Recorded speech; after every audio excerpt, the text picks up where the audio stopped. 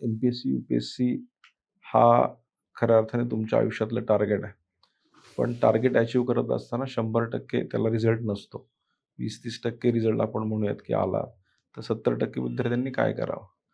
पण तुम्ही घेणाऱ्यांपेक्षा देणारे व्हा असं मी म्हणेल. म्हणजे आज व्यावसायिकतेकडे 100% तुम्ही वळलं पाहिजे. म्हणजे आज मला एम-पी-एस-सी, यू-पी-एस-सी करायची होती.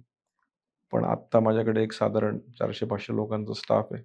दर महिन्याला त्यांना मी सॅलरी करतो. म्हणजे मी देणारा झालोय. त्यामुळं आत्ता स्टँड अप इंडिया असेल, की माननीय मोदीजींच्या काळामध्ये तर व्यावसायिकतेकडे ओढणाऱ्या अनेक गोष्टी आहेत. आज कितीतरी योजना अशा आहेत, की ज्याला 70-70% सबसिडी आपल्याकडे आहे.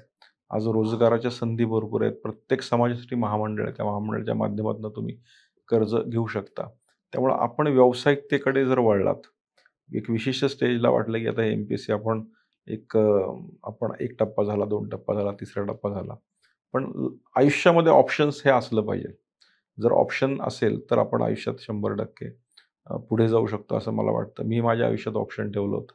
मला एम-पी-एस-सी करायचं होतं आणि अ, ते जर नाही झालं, तर मी व्यावसायिककडे वळलं हे ठरवलेलं होतं. आणि त्यामुळे सेकंड ऑप्शनला मी तयार झालो आणि मी पुढे गेलो. त्यामुळं विद्यार्थ्यांना माझी विनंती राहील, की एम-पी-एस-सी तुम्ही कराच, यू-पी-एस-सी कराच. पण तिथे जर यश प्राप्त झालं नाही आणि आपल्या सगळ्या एजचा बॅलन्स करून आपण आपलं एज आत्ता कुठल्या एजवर आपण काम करतोय आणि आपल्याला कुठपर्यंत पोहोचायचं आहे, ह्याचा जर बॅलन्स केला, तर व्यावसायिकतेकडे वळणं हे अत्यंत चांगली गोष्ट आहे. आज महाराष्ट्रामध्ये अनेक मोठ्या-मोठ्या कंपन्या आपल्याकडे येतात. अनेक मोठे-मोठे व्यावसायिक महाराष्ट्रातनं घडलेले आहेत. तर अशा लोकांचा आदर्श ठेवून आपण नक्की व्यावसायिककडे वळलं पाहिजे. तरच आपण खऱ्या अर्थानं आपल्या आयुष्यामध्ये पुढे जाऊ शकतो असं मला वाटतं.